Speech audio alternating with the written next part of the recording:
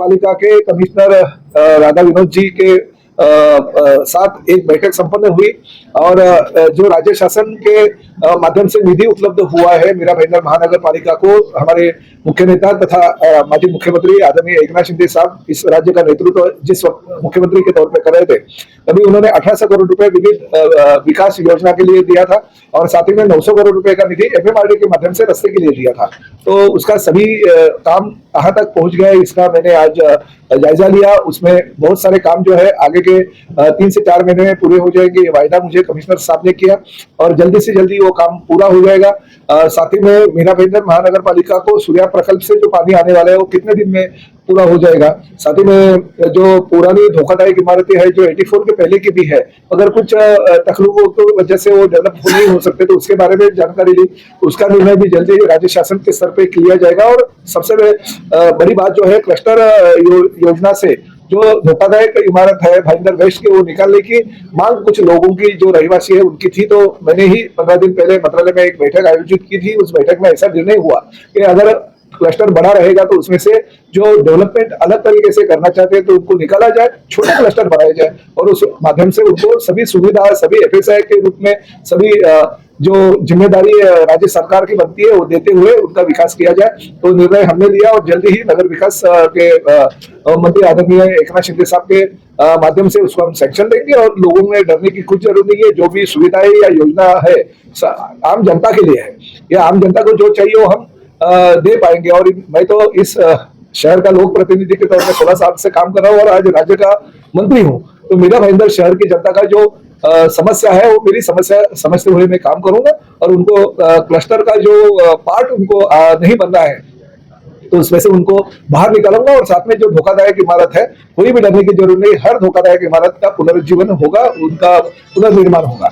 और साथ ही में आरक्षण क्रमांक 305, आरक्षण क्रमांक 302, इस अलग अलग आरक्षण पे जो कोई इलीगल कंस्ट्रक्शन है, किसी डेवलपर ने इमारत तो परमिशन ली है मगर गार्डन की जगह जो है कॉर्पोरेशन के ताबे में नहीं दी है, किसी ने महाराणा प्रताप भवन की इमारत जो हमने सैंक्शन की है वो जगह कॉर्पोरेशन के ताबे में दी है, तो उस भूमाफिया को भी महानगर पालिका ने कार्रवाई करनी चाहिए। उनकी जो योजना चालू है उसको CC रद्द करनी चाहिए, ऐसे मैंने मांग की है। अगर वो अपना भूखंड ताबे में नहीं देता है तो मैं खुद महानगर पालिका आयुक्त को कहा हूं कि मैं कॉर्पोरेशन में आकर वृक्षारोपण का कार्यक्रम करूंगा 26 जुलाई को।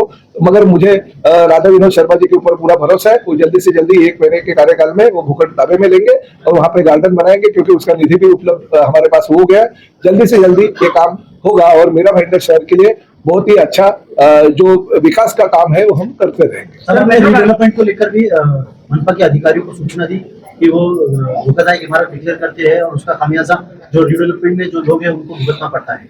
किस तरह? नहीं 100% ये भुगतना पड़ता है। कुछ इमारतें 2-2 साल हो गए तोड़ के रखी है, वो बेचारे हमारे उसमें ज्यादातर नवघर शिरडी नगर के मराठी कुटुंब है जो पिछले कई सालों से वहां पे रहते हैं, तो वो भी घर के बाहर है। तो हर इंसान जो इस मीरा भाईंदर शहर का नागरिक है, वो चाहे मराठी हो, चाहे जैन हो, चाहे गुजराती हो, चाहे उत्तर भारत के अन्य भाषिक हो, इस देश का नागरिक है, उसके ऊपर अगर कुछ तकलीफें आती है तो तकलीफें दूर करने का काम लोक प्रतिनिधि के तौर पे हमारे है। इसलिए हर रिडेवलपमेंट को परमिशन मिलेगी, मगर कानून के दायरे में बैठ के वो परमिशन दी जाएगी। और नगर विकास मंत्री हमारा ही नेता है, हमारे ही मुख्य पार्टी के प्रमुख है, उनके माध्यम से जल्द कार्रवाई होते हुए हर उन इमारत धारकों को परमिशन मिलने की मैं कोशिश करूंगा और उनको न्याय दूंगा। समस्या हो गई है नहीं, देखिए इस साल मैं ढूंढ रहा था, जब कॉर्पोरेशन आ रहा था कि घमेला फावड़ा लेके कोई पॉलिटिकल नेतागण है क्या, क्योंकि पिछले साल बहुत सारे नेता रास्ते पे उतर गए थे। कुछ लोग तो वो खड्डों में गाड़ियां, मोटरसाइकिल, 3-3 पहिए वाली गाड़ियां चला रहे थे, मगर इस साल कोई दिखा नहीं। शायद मजदूरी उनको ज्यादा ही पिछले साल मिल गई रहेगी, मगर राधा विनोद शर्मा जी के कार्यकाल में शायद उनको मजदूरी नहीं मिलेगी ऐसा उनको लगा रहेगा। मगर मैंने हमारे नेशनल हाईवे अथॉरिटी के सभी अधिकारियों को, हमारे कॉर्पोरेशन के कमिश्नर को, PWD के लोगों को तुरंत कहा है कि वो खड्डे बंद किए जाए और साथ ही में MMRD के लोगों को कहा कि छत्रपति शिवाजी महाराज मार्ग जो है वो खड्डा मुक्त होने के लिए MMRD के माध्यम से उसका कॉन्क्रीटीकरण किया जाए। सर, मेट्रो कार शेड को भी विरोध हो रहा है और उसे दूसरी जगह शिफ्ट करने की बात हो रही है। देखिए, पहले राई मुरवा मोरदा में मेट्रो कार शेड था, अभी वो मेट्रो कार शेड डोंगरी में हटाना चाहिए, ऐसी गांव वालों की मांग थी। तो राज्य शासन ने डोंगरी में वो कार शेड ले गई है, क्योंकि राज्य शासन की खुद की जमीन थी। मगर एक बात वहां पे जरूर है कि 12,400 पेड़ जो है, वो पेड़ का कत्ल वहां पे अगर होता रहेगा तो मैं उसके खिलाफ खुद भी हूँ। मैंने हमारे सभी लोगों को कहा है कि पेड़ का कत्ल नहीं करते हुए अगर डेवलप किया जाए जमीन तो अच्छा होगा, क्योंकि आखिर एक एक पेड़ की कीमत क्या होती है वो हम सब जानते हैं।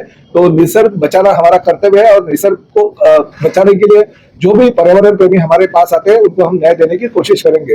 हमारे मुख्य नेता तथा उप मुख्यमंत्री एकनाथ शिंदे जी के पास हमारे कुछ मीरा भाईंदर शहर के पर्यावरण प्रेमी गए थे, उन्होंने भी उनकी सहमति दर्शी है और हमारे एमएमआरडे के अधिकारियों को कहा है।